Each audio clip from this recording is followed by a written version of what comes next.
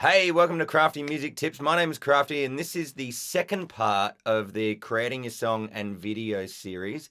This part is on arranging. So, what is arranging? Basically, what I feel it's not is songwriting. Songwriting is the part one video. If you haven't seen that, I'll leave a link below. Go check that out. So, songwriting for me is three main things: it's lyrics, it's melody, and it's the musical foundation. And arranging is the delivery or the execution of those main three songwriting elements. And I go really in depth into what arranging is in another video. I'll leave the link to that below. Now, there can be some overlaps with songwriting and arranging. And when you get into the later recording stages, you can have some overlaps there as well. What I'm going to do today in this video is I'm going to give you a bunch of key principles, key arranging elements that I went through myself in a recent Christmas song video. We'll get to that later. Here are the key elements that you need to be looking at. Now, a quick side note, the good thing about knowing these main arranging elements is that they can help you out when you're arranging a cover song or an original song that you've written. All right, so the first on this checklist, I believe, is first for a reason: picking your genre. If you're really clear about what genre that you're going to be arranging your song in, well, then it basically answers so many of the questions that you're going to have with the extra elements that we're going to go through in this video. Now, once you've got a clear genre, it's also good to have some clear influences, either an artist or a particular song, just to help guide you. All right, so once you're pretty clear on that, well, then choosing what instruments you want to use in the song should be a bit easier, and also what types of sounds or tones you'll be going for. And then the tempo and the feel or the groove. Choosing a key is really important, making sure that it's a comfortable key for the singer's vocal range, and also is it user-friendly on the instrument. Now, speaking of singing, would you like some harmonies to be in your arrangement? Another thing that's really important to consider is the overall dynamics, meaning how loud or soft certain sections are. And also, is there any contrast within the song? Meaning, does it kind of sound and feel pretty samey the whole way through? Or does it give you some ups and downs, some highs and lows, that type of thing? I want it all. The terrifying lows, the dizzying highs, the creamy middles. All right, so once you've gone through all of that stuff, then it's a good idea to just do a few little extra checkups. So the first thing I like to check is, how long does my intro go for? You know, because if it's too long, well, then somebody listening to it for the first time is going to be like, when does the singing start? And the next thing to check is, when does your first chorus appear in the song? They say that between 25 seconds and 50 seconds is a good time to have your first chorus appear. Try under a minute. And another thing that's really good to check is your overall song length.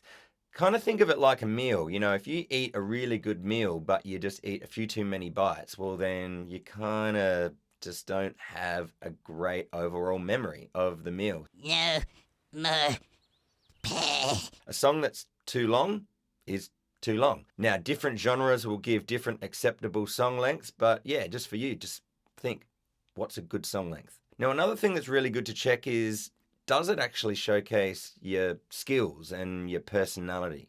And one last thing on this little checklist is the word pizzazz. Does your arrangement have pizzazz? Zing, zork, kapowza, call it what you want. Okay, so that's quite a few different arranging elements there to go through. To help make sense of it for you, what I'll do is I'll help give you an example with a song that I recently did. Let's have a quick listen. Don't know what your year was like. I don't care if you're naughty or nice, or if you hear the same words twice. I hope that you have a very legendary Christmas. All right, so when I was putting this song together, I was thinking, well, what genre is it? And I was thinking, well, what genre would best suit the sentiment of just basically wishing people a Merry Christmas? So I guess I figured it needed to kind of sound a bit happy, sort of a little bit out of character for me. Usually I like to rock or just do something maybe a bit wackier. This was sort of a bit more straighter down the line for me. So I guess I figured that like just a pop rock type of thing would be something that I'd be kind of comfortable in putting out there. Now, my main influences was, I guess, a tie between, say, the Beatles, also Michael Bublé's Still Haven't Met You Yet song. Now, like I said earlier in this video, you know, if you're really clear on your genre and what particular artists are within that genre, it sort of helps dictate a bunch of what you're about to choose. So for me, when I was choosing the instruments, I guess I just figured, well, let's just keep it a pretty standard band type of setup, which is guitars, bass, drums, vocals, pretty standard. Now, if you listen to the full song, you'll hear that I added a few extra things to it, but that was the basic idea, standard band. So the sounds/tones that I was going for was, you know, pretty standard, like I said. So that what that means is kind of clean, but like a little bit of character. I had some effects on the guitars and stuff like that. All right, so when I was choosing my tempo, I figured that like a medium upbeat type of feel would go with the lyrical content. Now, when I was choosing the main feel/groove for this song, I couldn't get away from the shuffle. Now, if you're not too sure what a shuffle is, it's like the and I'll show you why. If I was going straight, which is the opposite to a shuffle, so straight would be where all of the divisions are even, would have sounded like this. Don't know what your year was like. I don't care if you're naughty or nice. Now, doing it that way, like, actually I kind of liked it, but it sort of didn't feel, I guess, as happy. And that's what I was going for. I was going for that bouncy kind of happy feel. So I chose the shuffle. Bouncy, bouncy, oh, such a good time. Now, when it came time to choose the key, what I had to do is I had to figure out, well, where is my voice the most comfortable? And so it was around the key of E major, which, so the chords in the chorus were A, B, E. And so when I was practicing it a little bit just before recording it, I was singing, I don't know what your year was like. And I thought, you know, it's just not super comfortable. I wanted it to just have a semi kind of relaxed sort of delivery to go with the bouncy, fun sort of vibe. But what I didn't want to have to do was relearn a bunch of new guitar chords. You know, I'd written it and I was kind of used to playing the guitar that way. It was a little bit too high for my voice though. So I just thought, why don't I try just tuning down a half a step into E flat? And so I'm in standard tuning now. To save time in tuning down, it'll actually sound like that. So it's a semitone down, and I don't know what your year was like. It just made my voice feel a lot more comfortable in the delivery. Now, the next thing on the list was, did I want vocal harmonies? Yes, I did. So I decided that in the chorus, it should have some harmonies. And then I was like, wow, actually, I could probably put a harmony in the verse. Now, the verse melody was, can you believe that it's nearly the end of the calendar? And so then I figured that I could go, can you believe that it's nearly the end of the calendar? So together it was, can you believe that it's nearly the end of the calendar? Now, when considering dynamics, here's a little diagram of how I consider from section to section it goes through with dynamics. Now, for me personally, I'm not really a huge fan of songs where it's just a pretty similar dynamic through the whole song, so I tried to inject a little bit of ups and downs. So I guess looking at that diagram, it's really easy to see, well, is there some contrast? And if there is contrast in dynamics, well then, yes, I have contrast.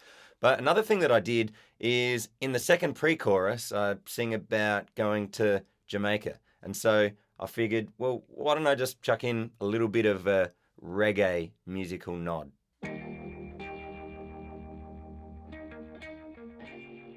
Now, with my length checklist, my intro was kind of long, but not too long. You wouldn't want to go any longer than 17 seconds. Now, my first chorus appeared at the 45-second mark, which is pretty standard.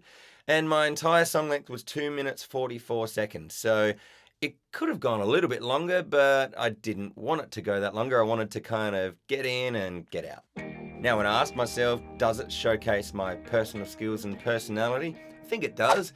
It's got a bunch of different instruments that I can play, so it's not as if I'm only just doing one of the things.